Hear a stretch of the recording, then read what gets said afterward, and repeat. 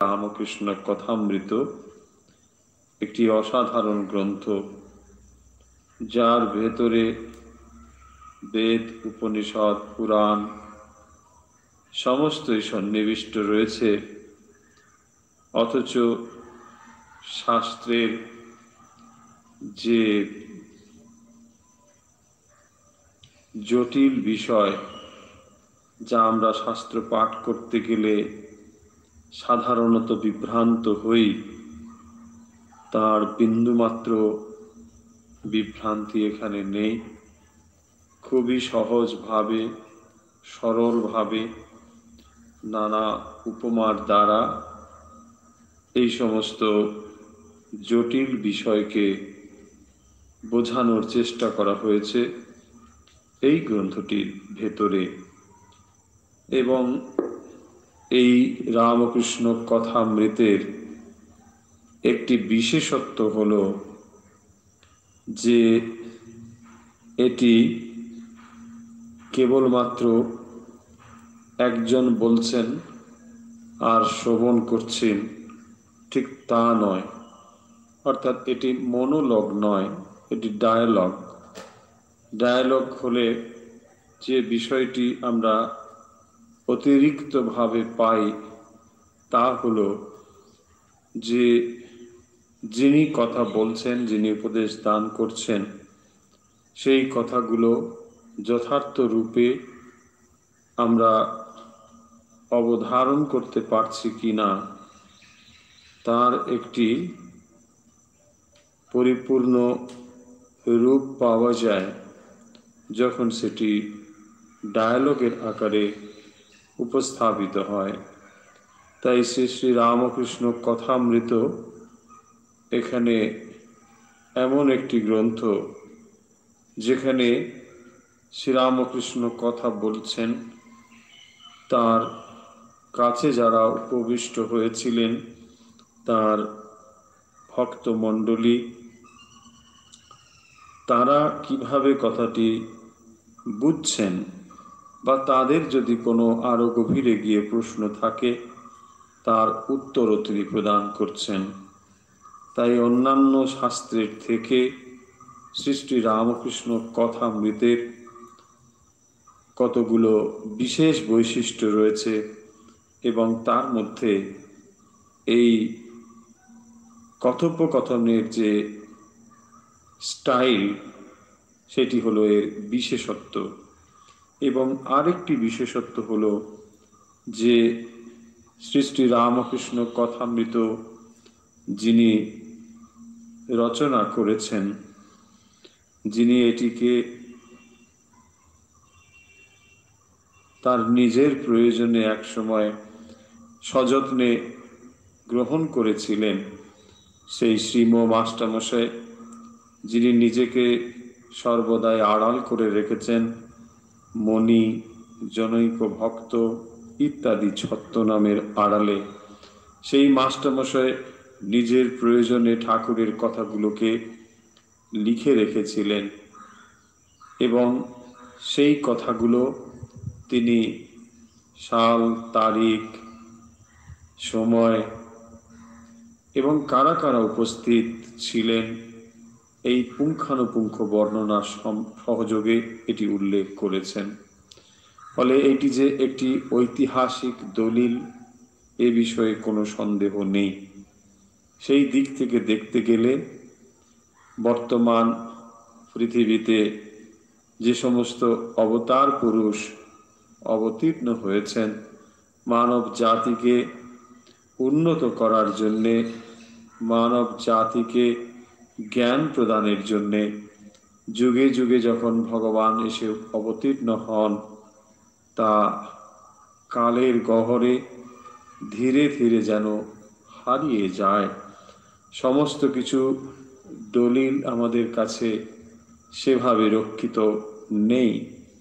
কিন্তু যেহেতু শ্রী শ্রী রামকৃষ্ণ এসেছেন এই যুগের মানুষের জন্যে, এবং এই যুগের মানুষ, তাই আধুনিক যুগের মানুষ সেগুলোকে গ্রহণ করেছেন একেবারে আধুনিকভাবে, এবং সাল, তারিখ, সময় পুঙ্খানুপুঙ্খভাবে নির্দেশ করার ফলে কারো কোনো সন্দেহের অবকাশ নেই যে সত্যি কি শ্রীরামকৃষ্ণ বলে কেউ অবতীর্ণ হয়েছিলেন।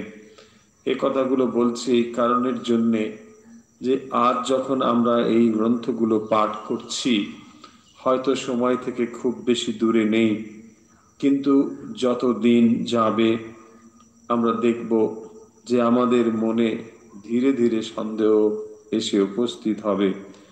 যখন আজ অনেক সময় পেরিয়ে আমরা রামচন্দ্র, ভগবান শ্রীকৃষ্ণ, ভগবান বুদ্ধের জীবন কাহিনী পাঠ করি, তখন সময়ের ব্যবধানে হয়তো আমাদের মনে অনেক সময় সন্দেহ হয়, এই সমস্ত মহাপুরুষ কি সত্যিই জন্মগ্রহণ করেছিলেন?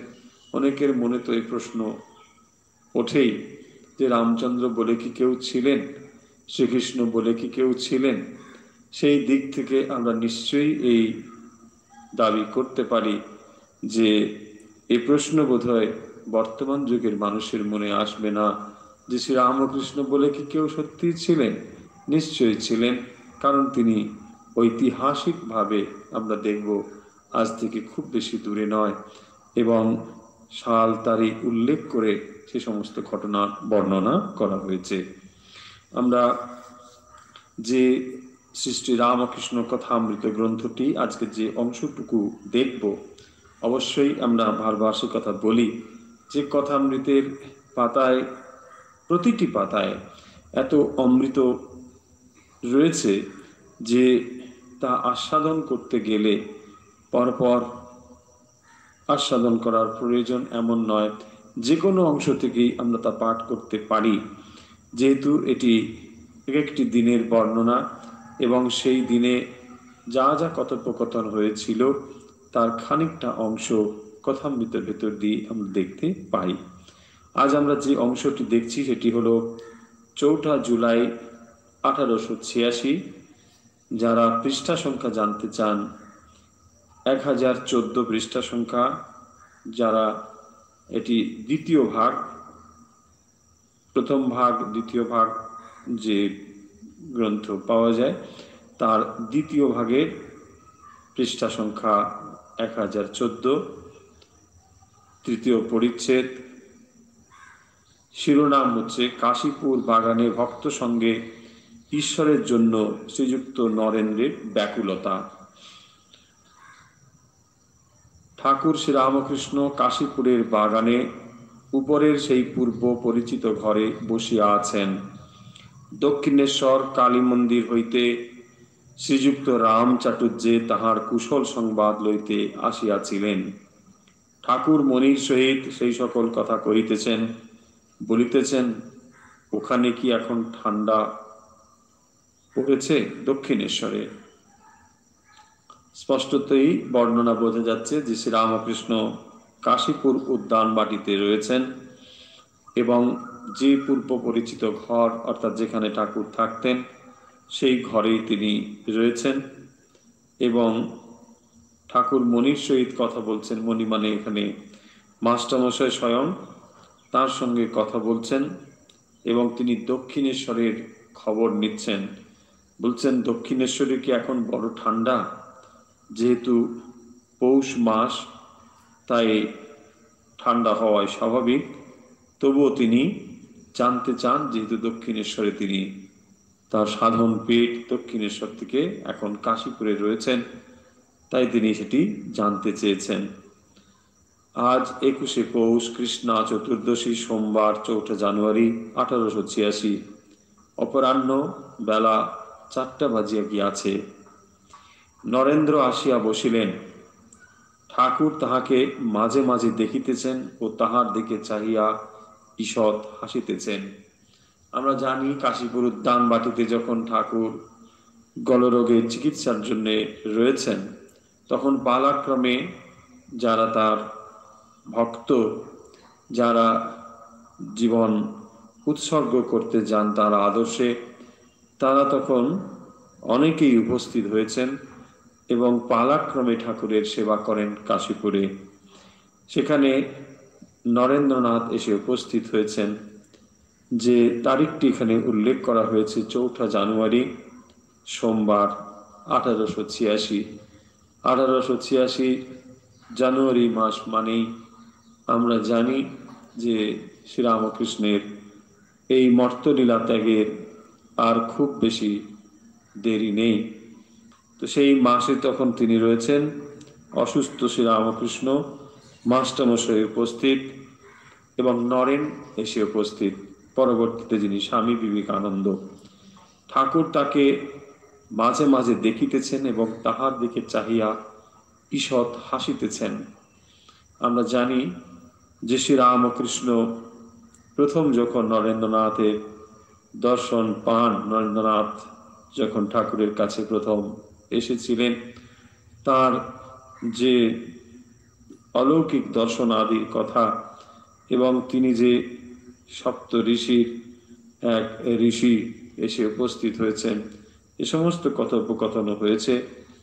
তাই শ্রীরামকৃষ্ণের তিনি যে এক লীলা পার্ষদ এবং তিনি যে বিশেষ উদ্দেশ্যে এখানে এসে উপস্থিত হয়েছেন সে কথা তাকে স্মরণ করিয়ে দিয়েছেন শ্রীরামকৃষ্ণ। এবং সেই নরেন্দ্রনাথ এর পরে তার সেবা করছেন কাশীপুরে এবং তিনি একদিন এসে উপস্থিত যখন হয়েছেন তার দিকে তিনি মৃদু মৃদু হাসছেন তাকে দেখে। এখানে মাস্টারমশাই তার ভাষায় তার ভাব ব্যক্ত করেছেন, বলছেন যেন তাহার স্নেহ উথলিয়া পড়িতেছে। শ্রীরামকৃষ্ণের এই যে নরেন্দ্রনাথের প্রতি তার স্নেহ, নরেন্দ্রনাথকে তিনি এত ভালোবাসেন, সেই নরেন্দ্রনাথ এসে উপস্থিত হয়েছেন এবং মণিকে সংকেত করে বলছেন, কেঁদেছিল। ঠাকুর কিঞ্চিত চুপ করিলেন, আবার মণিকে সংকেত করিয়া বলিতেছেন, কাঁদতে কাঁদতে বাড়ি থেকে এসেছিল। এখানে শ্রীরামকৃষ্ণ নরেন্দ্রনাথের প্রতি তার যে স্নেহ দৃষ্টি তা তিনি বর্ষণ করছেন এবং তার স্নেহ দৃষ্টি কেন সেটি উল্লেখ করছেন। বলছেন কাঁদতে কাঁদতে বাড়ি থেকে এসেছিল। তখন নরেন্দ্রনাথের জীবনে পরিবর্তন হয়ে গিয়েছে। তিনি যখন সেই সিদ্ধান্ত নিয়েছেন যে এই ত্যাগ ব্রত তিনি গ্রহণ করবেন, তার পূর্বে আমরা জানি তিনি বিভিন্ন জায়গায় গিয়েছেন, মহর্ষি দেবেন্দ্রনাথ থেকে শুরু করে তখনকার সময় যারা বিদগ্ধ পণ্ডিত, যারা সাধন ভোজন করতেন, সকলের কাছে গিয়ে তিনি সেই একটি প্রশ্ন বারবার করেছেন যে আপনি কি ঈশ্বর দর্শন করেছেন? কারণ তিনি জানতে চান যদি সত্যি ঈশ্বর বলে কিছু থাকে তা তাকে লাভ করতেই হবে, জানতেই হবে। এবং এই জিজ্ঞাসা নিয়ে যখন তিনি শ্রীরামকৃষ্ণের কাছে উপস্থিত হয়েছেন, শ্রীরামকৃষ্ণ তাকে যে উত্তর দিয়েছিলেন সেই উত্তর এক ঐতিহাসিক উত্তর হয়ে রয়েছে। সেই উত্তর ধর্মের ইতিহাসে আর দ্বিতীয় কোথাও আমরা শুনতে পাইনি। সেই উত্তরটি হলো এই, তিনি বলছেন যে শুধু আমি দেখেছি নয়, তোকে যেমন দেখছি তার থেকেও স্পষ্টতর রূপে দেখেছি এবং তুই যদি চাস তোকেও দেখাতে পারি। ফলে এই শ্রীরামকৃষ্ণের কাছে নরেন্দ্রনাথ তার উত্তর খুঁজে পেয়েছেন, যে উত্তর তিনি বছরের পর বছর ধরে খুঁজেছেন, যে উত্তর না পেলে তিনি কিছুতেই শান্ত হতে পারছিলেন না। এবং যখন সেই উত্তর তিনি পেয়েছেন তার কাছে, তখন তিনি এই দুর্লভ সুযোগকে কিছুতেই হাতছাড়া করতে চান না। তিনি বুঝতে শিখেছেন, তিনি ধীরে ধীরে বুঝেছেন যে শ্রীরামকৃষ্ণ স্বয়ং ভগবান তার সামনে উপস্থিত। এবং যখন তিনি এসে উপস্থিত হয়েছেন, জিও শো করে জীবনকে ঈশ্বরের জন্য উৎসর্গ করতেই হবে। এবং একদিকে তার গৃহের স্বাভাবিক যে সমস্ত পড়াশুনো তার ছিল সেগুলো তিনি করছিলেন, তখনও ছাত্র তিনি। কিন্তু একদিকে যখন শ্রীরামকৃষ্ণ এবং একদিকে গৃহের গতানুগতিক জীবন, এই দুটোর ভেতরে মেলবন্ধন ঘটাতে তিনি কিছুতেই পারছিলেন না। অন্তরে তখন গভীর বৈরাগ্য এবং সেই বৈরাগ্যে তিনি বিন্দুমাত্র সময় নষ্ট করতে চাচ্ছিলেন না, যে যাতে করে সংসারের এই সমস্ত বিষয়ের ভেতরে পড়ে আবার সেই সংসারের দাবানলে নিজেকে যেন উত্তপ্ত করে পুড়িয়ে ছাড়খাড় করে ফেলতে তিনি কিছুতেই চাননি, এবং সেই জন্যেই তিনি কেঁদেছিলেন। সেই কান্না শ্রীরামকৃষ্ণের দৃষ্টি এড়িয়ে যায়নি। তিনি কান্না করেছেন কোথায়? তিনি কেঁদেছেন তার ঘরে। কিন্তু সেই কান্না শ্রীরামকৃষ্ণকেও স্পর্শ করেছে, তিনিও বুঝতে পেরেছেন। তাই মাস্টারমশাইকে ইঙ্গিত করে বলছেন, কেঁদেছিল, কাঁদতে কাঁদতে বাড়ি থেকে এসেছিল। এই যে তার কান্না, এবং সেই কান্নার কারণ কি? তিনি কেঁদেছিলেন অন্য কোনো কিছুর জন্য নয়, তিনি কেঁদেছিলেন একমাত্র ঈশ্বর লাভের জন্যে।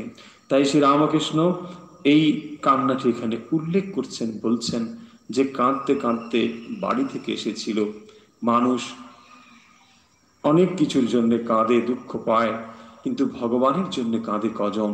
যথার্থ রূপে যিনি ভগবানের জন্য কাঁদেন, ভগবান তার প্রশংসা করেন, এবং সেই কান্নাই যে তাকে তার কাছে পৌঁছে দেয়, সেই জন্যই এখানে তিনি সেটি উল্লেখ করছেন। সকলে চুপ করে আছেন। এবার নরেন কথা বলছেন, ওখানে আজ যাব মনে করেছি। ওখানে মানে দক্ষিণেশ্বরে শ্রীরামকৃষ্ণের কাছে উপস্থিত হয়েছেন। মনে মনে যদি আমরা একটি চিত্র কল্পনা করি, যে সেই কাশীগুরুর দানবাটির ওই পরিচিত যে ঘরটি যেখানে ঠাকুর বসে থাকেন, সেই একটি ছোট্ট চৌকির ওপরে শ্রীরামকৃষ্ণ রয়েছেন, মণি স্বামীজি নরেন্দ্রনাথ তখন ওখানে রয়েছেন এবং কথোপকথন চলছে। তখন নরেন্দ্রনাথ বলছেন যে তিনি ওই দক্ষিণেশ্বরে যেতে চান, যেই দক্ষিণেশ্বরে তিনি আগেও যেতেন, যেখানে ধ্যান করতেন। সে কথা এখানে উল্লেখ করছেন। বলছেন দক্ষিণেশ্বরে বেলতলায় ওখানে রাত্রে ধুনি জ্বালাবো। এই ধুনি হলো খুবই পবিত্র অগ্নি, যেই অগ্নিতে সামনে রেখে সন্ন্যাসীরা সাধন ভজন করেন। তাই তিনি বলছেন যে ওই বেলতলায় যাব এবং সেখানে ধুনি জ্বালিয়ে সাধন করব। শ্রীরামকৃষ্ণ বলছেন না, ওরা তা দেবে না। ম্যাগাজিনের কর্তৃপক্ষেরা পঞ্চবটি বেশ জায়গা, অনেক সাধু ধ্যান জপ করেছে, কিন্তু বড় শীত আর অন্ধকার। সকলে চুপ করিয়া আছেন। ঠাকুর আবার কথা হইতেছেন। নরেন্দ্রনাথের মনের অবস্থা তিনি বুঝতে পেরেছেন।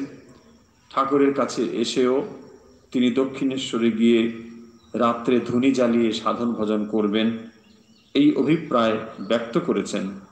এবং শ্রীরামকৃষ্ণ বলছেন নরেনের প্রতি সহাস্যে, পড়বি না?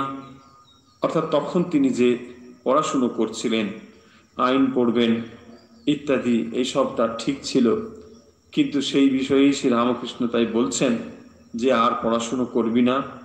নরেন্দ্রনাথের উত্তর দেখুন, তিনি বলছেন একটা ওষুধ পেলে বাঁচি, যাতে পড়া টড়া যা হয়েছে সব ভুলে যায়। কি তীব্র অনুরাগ, কি তীব্র ব্যাকুলতা, কি তীব্র বিষয়কে বিষাক্ত বলে বোধ হয়েছে। তিনি বলছেন একটা ওষুধ পেলে বাঁচি, যাতে পড়া টড়া যা হয়েছে সব ভুলে যায়। কেন, কিসের জন্যে পড়া? যে পড়া তার উদ্দেশ্যই তো একমাত্র ভগবান লাভ।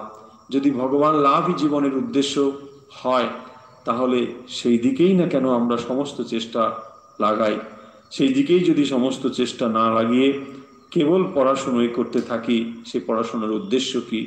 পড়াশুনোয় যে কেবলমাত্র কতগুলো অর্থ প্রাপ্তির দিকে, বস্তু প্রাপ্তির দিকে, সম্পদ প্রাপ্তির দিকে আমাদেরকে ধাবিত করে, এবং তার ফলে জীবনের যে মূল উদ্দেশ্য তা যে শেষ হয়ে যায়। অর্থ উপার্জন, সম্পদ আহরণ করতে করতেই যে জীবন শেষ হয়ে যায়।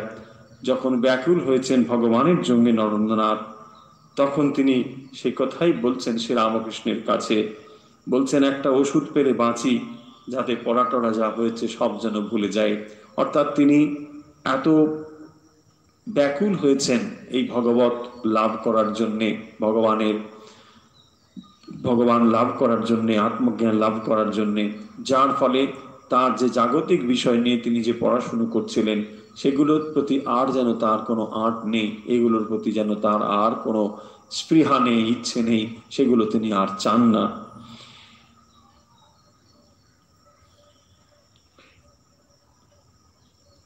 শ্রীযুক্ত বুড়ো গোপাল বসে আছেন, তিনি বলিতেছেন আমিও ওই সঙ্গে যাব। বুড়ো গোপাল ঠাকুরের থেকে বয়সে একটু বেশি ছিল, কিন্তু তিনি ঠাকুরের ভক্ত। তিনি বলছেন আমিও ওই সঙ্গে যাব। শ্রীযুক্ত কালীপদ ঘোষ ঠাকুরের জন্য আঙ্গুর আনিয়াছিলেন। আঙ্গুরের বাক্স ঠাকুরের পার্শ্বে ছিল। ঠাকুর ভক্তদের আঙ্গুর বিতরণ করিতেছেন। প্রথমেই নরেন্দ্রকে দিলেন, তারপর হরিলুটের মতো ছড়াইয়া দিলেন। এই যে অংশটুকু আমরা পড়লাম, তার ভেতরে যে বর্ণনা অংশ রয়েছে, এর থেকে মূল যে অংশ, সেখানে আমরা দেখব যে ঠাকুর এবং মাস্টারমশাইয়ের সঙ্গে কথা হচ্ছে। মাস্টারমশাই উপস্থিত রয়েছেন, যিনি এই সমস্ত কথা আমাদের কাছে পৌঁছে দেবেন বলে তিনি এগুলোকে শ্রবণ করছেন এবং সেগুলোকে নোট করে রেখেছেন। এবং ভাবলে অবাক লাগে যে কোনো এক দৈব বলে হয়তো মাস্টারমশাই এগুলো লিখে রেখেছিলেন, হয়তো এটিই তার দৈব প্রেরিত কর্ম ছিল, নির্দিষ্ট কর্ম ছিল শ্রীরামকৃষ্ণের, যে তাকে দিয়ে তিনি এই কাজটি করাবেন এবং সেই কাজটি তিনি সুচারুরূপে সম্পন্ন করেছেন বলেই আজ আমরা যে কথামৃতের পাতা দেখতে পাই, কথামৃতের যে অংশগুলো পড়তে পাই, সেখানে যেন একটি চিত্ররূপ খুঁজে পাই। শব্দের ভেতর দিয়ে এত সুন্দর চিত্র তিনি এঁকেছেন, যে চিত্রে আমরা দেখতে পাচ্ছি একদিকে সেই কাশীপুর দানবাটির ছোট্ট ঘরটি, যেখানে শ্রীরামকৃষ্ণ রয়েছেন অসুস্থ শরীরে এবং তার ভক্তরা তাকে সেবা করছেন। মাস্টারমশাই উপস্থিত হয়েছেন, নরেন্দ্রনাথ এসে উপস্থিত হয়েছেন। এবং তখন নরেন্দ্রনাথের মনের যে অবস্থা, তিনি যেহেতু সাধন ভজনে তখন গভীরভাবে মনোনিবেশ করেছেন, সর্বদাই সাধন ভজন করেন এবং তার যে পড়াশুনো সেগুলোর প্রতি আর কোনো স্পৃহা নেই, সেটি উল্লেখ করেছেন। এবং মাস্টারমশাই যেখানে উপস্থিত রয়েছেন তাকে নির্দেশ করে শ্রীরামকৃষ্ণ বলছেন, দেখো এই নরেন এ কাল কেঁদেছিল, তার যে অন্তরের ব্যাকুলতা এবং কান্না, সেটিও শ্রীরামকৃষ্ণের দৃষ্টি এড়িয়ে যায়নি। তিনি সেটি লক্ষ্য করেছেন এবং তা উল্লেখ করছেন।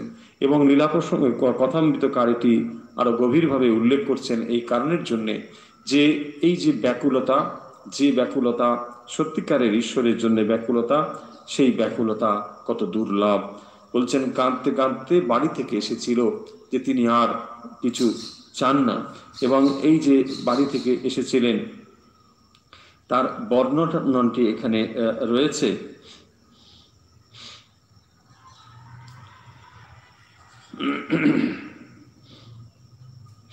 একটু পরেই তার সেই বর্ণনা রয়েছে যে আজ সকালে বাড়ি গেলাম, সকলে বকতে লাগলো আর বললে কি হো হো করে বেড়াচ্ছিস, আইন এক্সামিন বিএল এত নিকটে, পড়াশুনো নেই, হো হো করে বেড়াচ্ছ। এই যে নরেন্দ্রনাথ তার কথা বলছেন যে আজ সকালে বাড়ি গেলাম, সকলে বকতে লাগলো। তার যে মনের অবস্থা এখন, এই সমস্ত বিষয়ে তিনি যে আর মনোনিবেশ করতে পারছেন না, তিনি যে আর পড়াশুনো করতে পারছেন না। বলছেন কি হো হো করে বেড়াচ্ছিস, আইন এক্সামিন এত নিকটে, পড়াশুনো নেই। সেই কথা আমরা দেখতে পাচ্ছি যে তিনি যখন স্থির করেছেন যে জীবন উৎসর্গ করবেন ভগবান লাভের জন্যই তার একমাত্র উদ্দেশ্য, এবং সেইটি যখন তিনি লাভ করতে চান, তাই তিনি এখানে নরেন্দ্রের ভাষায় উল্লেখ করছে কথামৃতকার। বলছেন দিদিমার বাড়িতে সেই পড়বার ঘরে পড়তে গেলাম, পড়তে গিয়ে পড়াতে একটা ভয়ানক আতঙ্ক এলো। পড়াটা যেন কি ভয়ের জিনিস, বুক আটুপাটু করতে লাগলো। অমন কান্না কখনো কাঁদি নাই। নরেন্দ্রনাথের নিজের ভাষা, তিনি বলছেন যে যে দিদিমার বাড়িতে, যাকে টং বলতেন, সেই বাড়িতে তিনি পড়তেন। সেখানে তার পড়ার বই খাতা থাকতো, কখনো হারমোনিয়াম থাকতো, তবলা থাকতো, সেইগুলো নিয়ে যিনি ওই ঘরে থাকতেন আর পড়াশুনো করতেন, ধ্যান ভজন করতেন। এইটি ছিল তার ঘর, সেখানে তিনি থাকতেন। কিন্তু এখানে উল্লেখ করছেন যে পড়তে গিয়ে পড়াতে একটা ভয়ানক আতঙ্ক এলো। পড়াটা যেন কি ভয়ের জিনিস বলে মনে হলো, বুক আটুপুটু করতে লাগলো। অমন কান্না কখনো কাঁদিনি। এবং তখন যখন তার এই অন্তরে ব্যাকুলতা এসেছে, তখন তিনি ছুটে এসেছেন শ্রীরামকৃষ্ণের কাছে। এবং কিভাবে ছুটে এসেছেন সেই বর্ণনা দেখুন। বলছেন, তারপর বই টই ফেলে দৌড়, রাস্তা দিয়ে ছুট, জুতো টুতো রাস্তায় কোথায় একদিকে পড়ে রইল। খড়ের গাদার কাজ দিয়ে যাচ্ছিলাম, গায়ে ময়ে খড়, আমি দৌড়চ্ছি কাশীপুরের রাস্তায়। দেখুন, একেবারে উদ্ধৃতি দিয়ে এখানে উল্লেখ করা হয়েছে কথামৃতে যে শ্রীরামকৃষ্ণের কাছে আসার জন্যে, এই শ্রীরামকৃষ্ণকে, তিনি হচ্ছেন স্বয়ং ভগবান অবতার শ্রীরামকৃষ্ণ, যিনি তার জীবন সম্পূর্ণভাবে তিনি সমর্পণ করে দিয়েছেন এই শ্রীরামকৃষ্ণের জন্যে। নরেন্দ্রনাথ তিনি জীবনের উদ্দেশ্য যখন স্থির করে ফেলেছেন, তখন এই জাগতিক বিষয়ের জন্য যে তার পড়াশুনো, এবং এই পড়াশুনোর উদ্দেশ্য যে কেবল অর্থ উপার্জন ইত্যাদি, সেটি যখন তিনি অনুধাবন করতে পেরেছেন, বুঝতে পেরেছেন, তখন তিনি সমস্ত কিছু ভুলেছেন ভগবানের জন্যে। এই যে তার অন্তরের তীব্র ব্যাকুলতা, সেই ব্যাকুলতা শ্রীরামকৃষ্ণের জীবনেও আমরা যে ব্যাকুলতার কাহিনী দেখি, যে তখন তিনি একমাত্র ঈশ্বর লাভ করতে হবে বলে, একমাত্র মায়ের দর্শন লাভ করবেন বলে জীবনের সমস্ত কিছুকে তিনি ছেড়ে দিয়েছেন, সমস্ত কিছুকে ত্যাগ করেছেন। এবং শ্রীরামকৃষ্ণ, নরেন্দ্রনাথ ইত্যাদির এইরকম বৈরাগ্য দেখে আমরা অন্যত্র দেখব তিনি মন্তব্য করেছেন, ওরে তোদের এই বৈরাগ্য থেকে আমি যখন সাধন ভোজন করেছিলাম, আমার ভেতর দিয়ে এরকম কত তীব্র বৈরাগ্যের ঝড় বয়ে গেছে। অন্তরের ভেতরে এইরকম তীব্র বৈরাগ্য না এলে সমস্ত কিছুকে তুচ্ছ খড়কুটো বলে ফেলে দেওয়া যায় না। নরেন্দ্রনাথের জীবনে সেটি হয়েছিল। এবং অপূর্ব এই বর্ণনা বলছেন, তারপর বই টই ফেলে দৌড়। সেই বই যা তিনি পূর্বে এগুলোকে খুব গুরুত্বপূর্ণ বিষয় বলে ভেবেছিলেন, কিন্তু এখন সেগুলো যেন তার কাছে মূল্যহীন হয়েছে। শুধু মূল্যহীন নয়, এগুলো হয়ে দাঁড়িয়েছে তার অধ্যাত্ম জীবনের একটি বাধা। বলছেন, রাস্তা দিয়ে ছুট, জুতো টুতো রাস্তায় কোথায় একদিকে পড়ে রইল। ভেবে দেখুন, তিনি হচ্ছেন বিশ্বনাথ দত্তের অ্যাটর্নি, বিশ্বনাথ দত্তের ছেলে, তার বংশ পরিচয় রয়েছে, বংশ মর্যাদা রয়েছে, এত বড় একজন বংশ গৌরব বাড়ির সন্তান তিনি, কিন্তু সমস্ত তিনি ভুলে গেলেন। তিনি দৌড়ে চলেছেন ভগবানের জন্য। দৃষ্টিপাত করে মাস্টারমশাইয়ের দিকে নির্দেশ করে বলছেন, কেঁদেছিল। কি করে কেঁদেছিল না, কাঁদতে কাঁদতে বাড়ি থেকে এসেছিল। যে বাড়িতে তিনি থাকতেন, সেই বাড়ি থেকে তিনি আর যেন থাকতে পারছেন না। বলছেন যে খড়ের গাদার কাজ দিয়ে যাচ্ছিলাম, গায়ে ময়ে খড়, তার কোনো দেহ বুদ্ধি তখন আর নেই, তিনি দৌড়ে চলেছেন। আমরা দেখি, উপনিষদে দেখতে পাই, উপনিষদে বলা হয়েছে তপ্ত শিরা, যে মাথায় যখন আগুন লেগে যায়, এবং মাথায় যখন আগুন লাগে তখন তার যেরকম অবস্থা হয়, যে অগ্নি নির্বাপনের জন্যে যেখানে যেখানে সম্ভাবনা রয়েছে সেখানে যেমন দ্রুত বেগে তিনি ছুটে যান, সেই নরেন্দ্রনাথের জীবনেও ঠিক তেমন হয়েছে। তিনি তীব্র বৈরাগ্য অনুভব করেছেন। এই জগৎ সংসারের বিষয়ে যেন তাকে একেবারে বিষাক্ত বোধ হয়েছে, এবং তখন তিনি ছুটে এসেছেন। নরেন্দ্র একটু চুপ করিয়া আছেন, আবার কথা কহিতেছেন। বিবেক চূড়ামণি শুনে আরো মন খারাপ হয়েছে। শঙ্করাচার্য বলেন যে এই তিনটি জিনিস অনেক তপস্যায়, অনেক ভাগ্যে মেলে। মনুষ্যত্বম মুমুক্ষুত্বম মহাপুরুষ সংশয়। আমাদের মনে হতে পারে নরেন্দ্রনাথ বড় আবেগ তাড়িত হয়ে হয়তো এমন ছুটে এসেছেন, বুদ্ধিমানের মতো কাজ হয়তো তিনি করেননি। কিন্তু আমরা নরেন্দ্রনাথের স্থিতধি, তার বিচার শক্তি, তার দার্শনিক বিশ্লেষণ, এগুলো নিশ্চয়ই ভুলে যাব না। তিনি যখন এইভাবে সিদ্ধান্ত নিয়ে এসেছেন, কাশীপুরের রাস্তায় ছুটে ছুটে আসছেন, পড়াশুনোগুলোকে তার একেবারে ভালো লাগছে না, সেই অবস্থা তার কি করে লাভ হয়েছে? তার পূর্বে তিনি দার্শনিক সমস্ত চিন্তার সঙ্গে, প্রাচ্য এবং পাশ্চাত্য দর্শন শাস্ত্রের সঙ্গে পরিচিত হয়েছেন। এগুলোকে তিনি গভীর মননের সঙ্গে পড়াশুনো করেছেন, দেখেছেন, এবং দেখে তার মনে হয়েছে যে জীবন কোন মুহূর্তে শেষ হয়ে যাবে তার কোনো স্থিরত্ব নেই। এবং তিনি এখানে যে কথাটি উল্লেখ করেছেন সেটি হলো এই, যে শঙ্করাচার্য তিনি বলেছেন এই জীবনে তিনটি জিনিস অত্যন্ত দুর্লভ: মনুষ্যত্ব, মুমুক্ষুত্ব, মহাপুরুষ সংশয়। দুর্লভম ত্রয়ীমৈতৎ দেবানুগ্রহেতুকম। বলছেন বিবেক চূড়ামণিতে শঙ্করাচার্য যে এই তিনটি জিনিস অত্যন্ত দুর্লভ: মনুষ্যত্ব, মুমুক্ষুত্ব, মহাপুরুষ সঙ্গ। যে মনুষ্যত্ব হলো এমন এক অবস্থা যেখানে বিচার করা যায়, এটি হলো মনুষ্যত্ব। সবসময় আমরা মানব শরীরও ধারণ করার সুযোগ পাই না, এবং মানব শরীর ধারণ করলে তার ভেতরে মনুষ্যত্ব অর্জন করতে হয়, এবং সেই মনুষ্যত্ব হলো অত্যন্ত দুর্লভ একটি জিনিস। এত মানুষ রয়েছে পৃথিবীতে, এত প্রাণী রয়েছে পৃথিবীতে, এবং তাদের মধ্যে মানুষ এবং মানুষের ভিতরে মনুষ্যত্বযুক্ত মানুষ, এটি খুব দুর্লভ। এবং তারপরে বলছেন যে এই মনুষ্যত্ব অর্জন শুরু করলেই হবে না, তারপরেও চাই মুমুক্ষুত্ব, মুক্তির ইচ্ছে। অনেক মানুষ রয়েছেন যাদের হয়তো মুক্তির ইচ্ছেই নেই। এটিও দুর্লভ যে সবসময় মুক্তির ইচ্ছে হয় না। মুক্তির ইচ্ছে তখনই হয় যখন বন্ধনের ধারণা তৈরি হয়। যখন বন্ধনের ধারণা হয় তখনই তো মানুষের ভেতরে মুক্তির স্পৃহা এসে উপস্থিত হয়। নরেন্দ্রনাথ যখন লেখাপড়া শেখার জন্যে, আইনের পরীক্ষা দেওয়ার জন্য প্রস্তুত হচ্ছেন, এবং তখন তিনি উপলব্ধি করতে শিখেছেন, তখন তিনি বুঝতে শিখেছেন যে সত্যিই তো আমি বাধা পড়ে যাচ্ছি।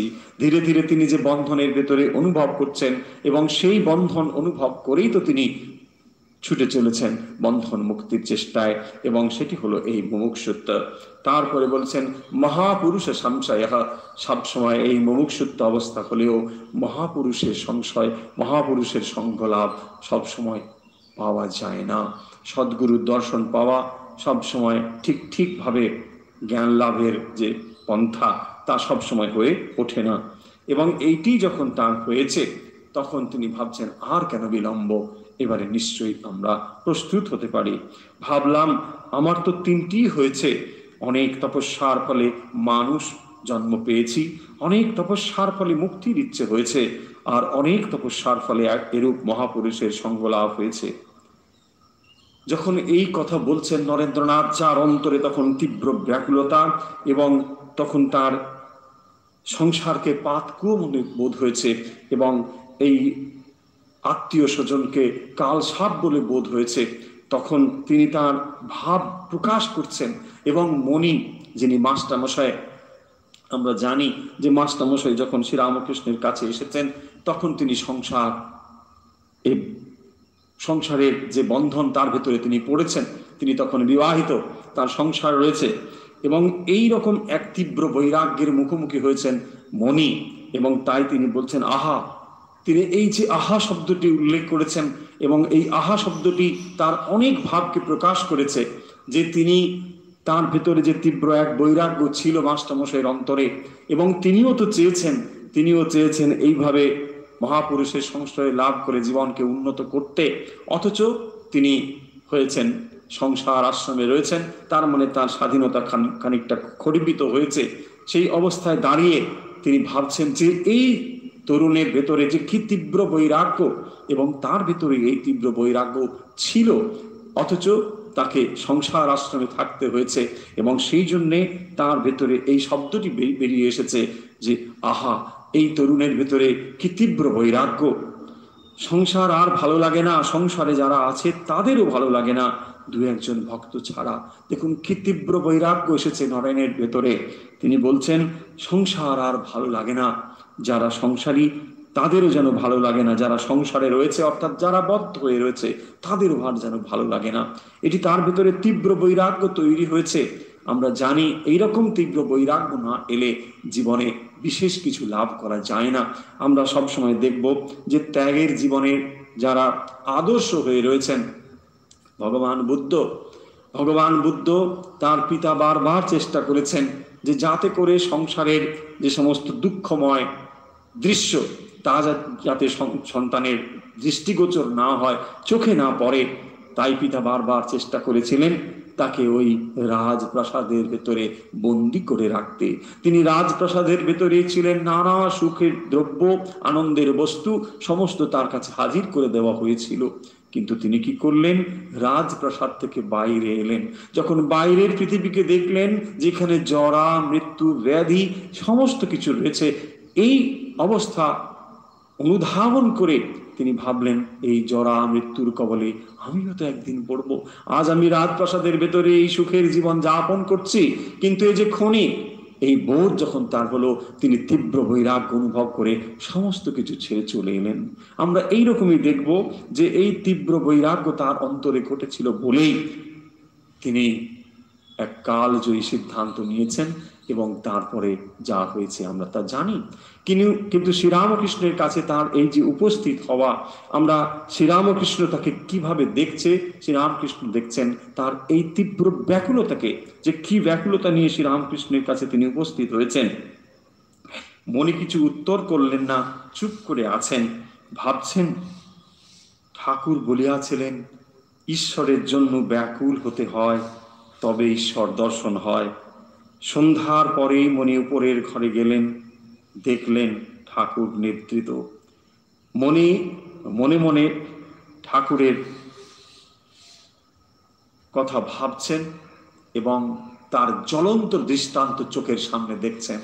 শ্রীরামকৃষ্ণ বলেছেন যে ঈশ্বরের জন্য ব্যাকুল হতে হয়, তবেই ঈশ্বর দর্শন হয়। যে নরেন্দ্র মণির প্রতি বলছেন, আপনাদের শান্তি হয়েছে, আমার প্রাণ অস্থির হচ্ছে, আপনারাই ধন্য। তিনি অন্তরে যে তীব্র ব্যাকুলতা অনুভব করছেন, সেই ব্যাকুলতা দিকে তাকিয়ে মাস্টারমশাইয়ের দিকে দৃষ্টিপাত করে বলছেন যে, মাস্টারমশাই এরা শান্ত হয়েছে, এদের মনে সেই তীব্র বৈরাগ্য নেই, তাই বলছেন আপনাদের শান্তি হয়েছে, কিন্তু আমার প্রাণ অস্থির হচ্ছে, আপনারাই ধন্য। কিন্তু মণি চুপ করে থাকলেন, কোনো উত্তর দিচ্ছেন না। কিন্তু এই কথা তিনি মর্মে মর্মে অনুভব করছেন যে শ্রীরামকৃষ্ণ যে কথা বলতেন, বা বারবার যে কথা তিনি বলেছেন, ঈশ্বরের জন্য ব্যাকুল হতে হয়, তবেই ঈশ্বর দর্শন হয়। এবং তার জ্বলন্ত দৃষ্টান্ত দেখতে পাচ্ছেন চোখের সামনে, যে নরেন্দ্রনাথ এসে উপস্থিত হয়েছেন। তিনি তখন লেখাপড়ার দিকে তার মন দেওয়াটাই স্বাভাবিক। তিনি পড়াশুনো করবেন, আইন নিয়ে পড়ছেন। পিতা একজন অ্যাটর্নি, তিনিও একজন বড় আইনজীবী হবেন, এটি তার ভবিতব্য ছিল, সবাই তাই ভেবেছে। কিন্তু তিনি অন্য রকম করে জীবনকে ভাবছেন, এবং তার ভাগ্য দেবতাও অন্যভাবে জীবন চালিত করছেন। এবং সেই দৃষ্টান্তটি চোখের সামনে মাস্টারমশাই দেখছেন যে শ্রীরামকৃষ্ণ চাইতেন যে ঈশ্বরের জন্য মানুষ ব্যাকুল হোক, ঈশ্বরের জন্য ব্যাকুল হলে কেবল তখনই তা দর্শন হয়। এবং কিভাবে সেই ব্যাকুলতা আসে তার দৃষ্টান্ত শ্রীরামকৃষ্ণ দিয়েছেন। বলছেন, একজন জিজ্ঞাসা করেছিল ঈশ্বরকে কেমন করে পাওয়া যায়।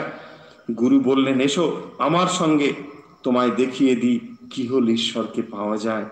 এই বলে একটা পুকুরে নিয়ে গিয়ে তাকে জলে চুবিয়ে ধরলেন। খানিকক্ষণ পরে তাকে ছেড়ে দেওয়ার পর জিজ্ঞাসা করলেন, তোমার প্রাণটা কিরকম হচ্ছিল? সে বললে, প্রাণ যায় যায় হচ্ছিল। ঈশ্বরের জন্য প্রাণ আটুবটু করলে জানবে যে দর্শনের আর দেরি নেই।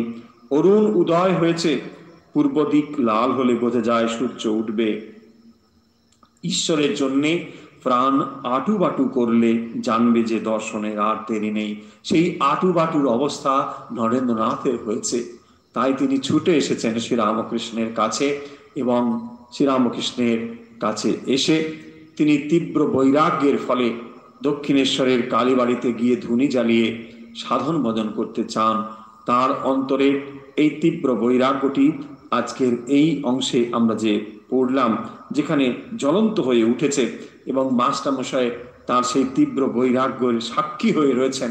তিনি দেখছেন যে নরেন্দ্রনাথ উপস্থিত হয়েছেন শ্রীরামকৃষ্ণের কাছে, অন্তরে তার এইরকম একটি তীব্র বৈরাগ্য নিয়ে।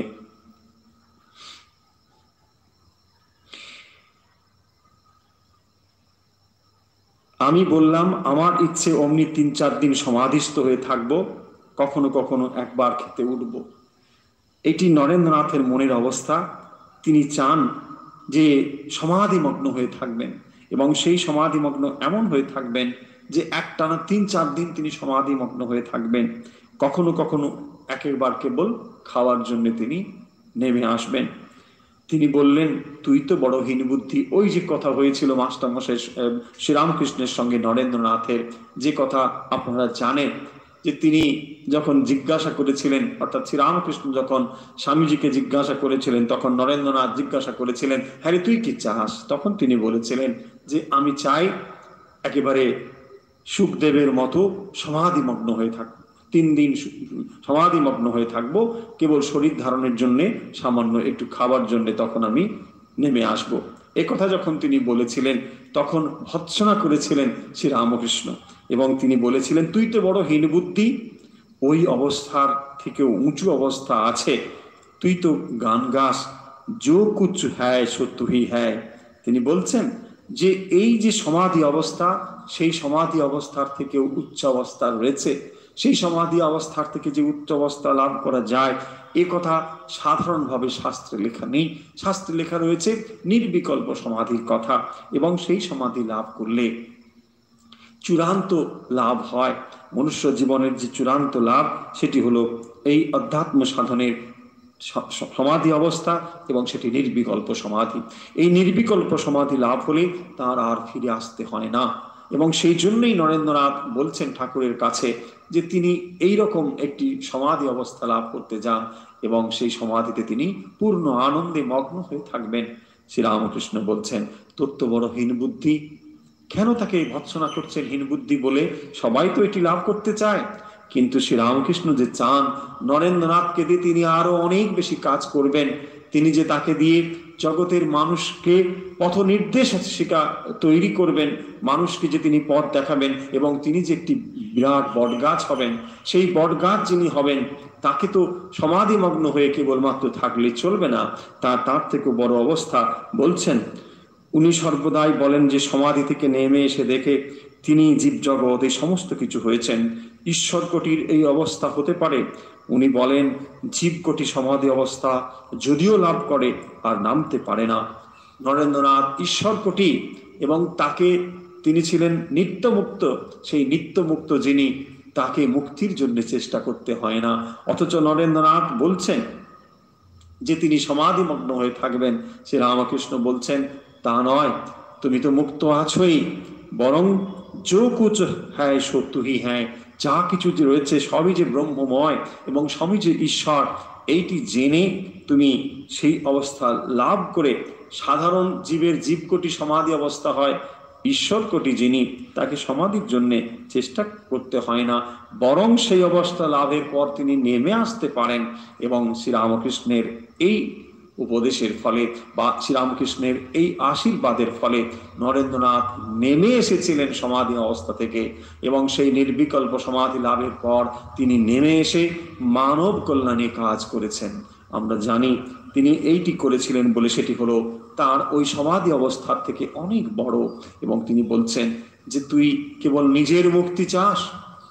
আমরা ধর্মের ইতিহাসে কোথাও এই কথাটি দ্বিতীয়বার উচ্চারিত হতে দেখিনি, যেখানে গুরু তার শিষ্যকে ভৎসনা করছেন এই কথা বলে যে শিষ্য চান নির্বিকল্প সমাধিতে মগ্ন হয়ে থাকতে, অথচ শ্রী রামকৃষ্ণ বলছেন তোর মুখেও এই কথা, এবং কি হীনবুদ্ধি, তুই নিজের মুক্তি চাস।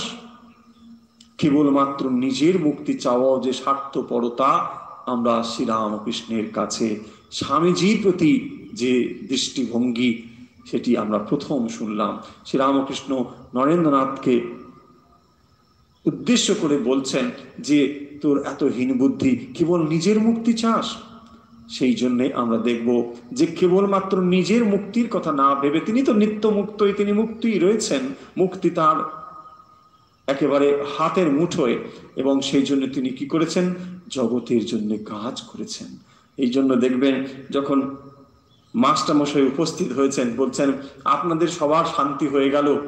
অন্যত্র আমরা দেখব অন্য গুরু ভাইদের প্রতি বলছেন আপনি সবাইকে সব কিছু দিচ্ছেন, ওর সমাধি হচ্ছে, ওর ভাব হচ্ছে, কিন্তু আমার যে কিছু হলো না, আসলে নরেন্দ্রনাথ ছিলেন অত্যন্ত গভীর, অত্যন্ত বড় একটি আধার, এবং শ্রীরামকৃষ্ণ যে তার জন্যে অন্য একটি কাজ নির্দিষ্ট করে রেখেছেন। এবং তাই তো আমরা দেখি তিনি বলছেন, ওরে তোকে মায়ের কাজ করতে হবে। এবং সেই চাবি তিনি নিজের হাতে রেখেছিলেন।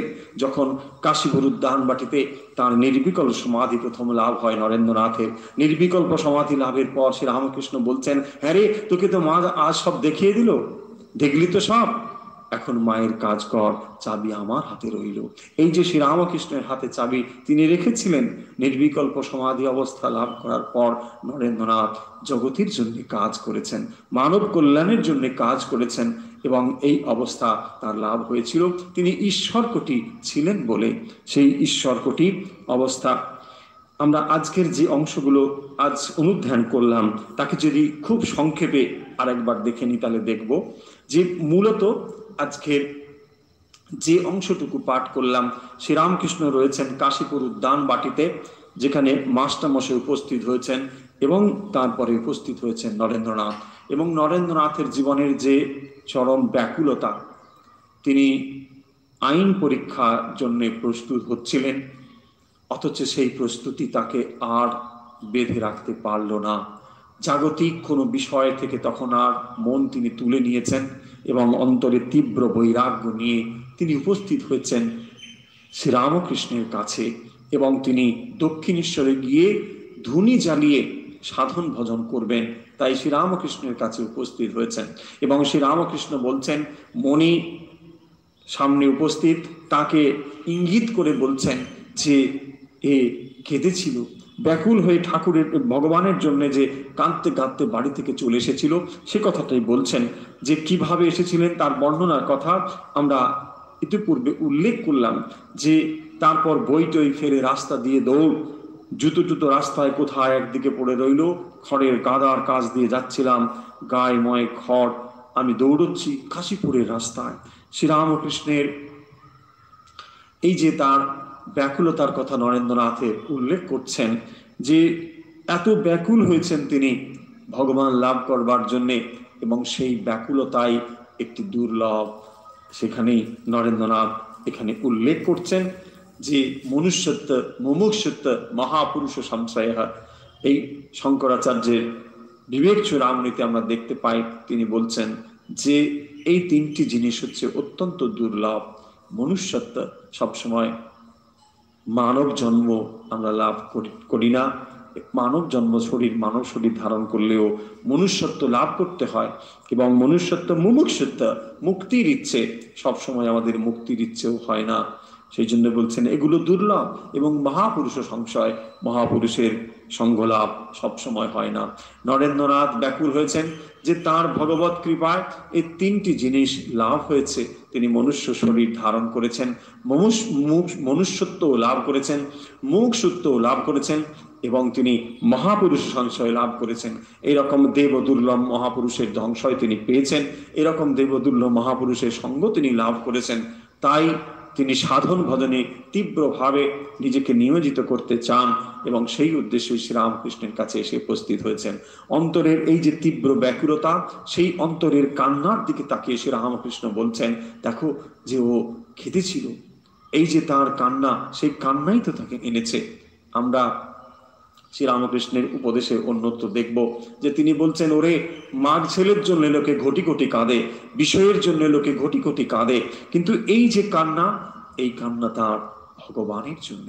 যে ভগবানের জন্য যথার্থ রূপে কাঁদে, তার অন্তর ধুয়ে যায়, পরিষ্কার হয়ে যায়, এবং সে ঈশ্বরের কাছে এসে উপস্থিত হয়। নরেন্দ্রনাথের এই তীব্র ব্যাকুলতার কথা আমরা আজকে দেখলাম, যে শ্রীরামকৃষ্ণের কাছে উপস্থিত হয়েছেন, এবং তিনি এই তীব্র বৈরাগ্য নিয়ে, যে বৈরাগ্য লাভ করে শ্রীরামকৃষ্ণের কাছে উপস্থিত হয়েছেন, এবং তারপর আমরা দেখব যে ধীরে ধীরে তার জীবন কিভাবে পরিবর্তিত হয়েছে।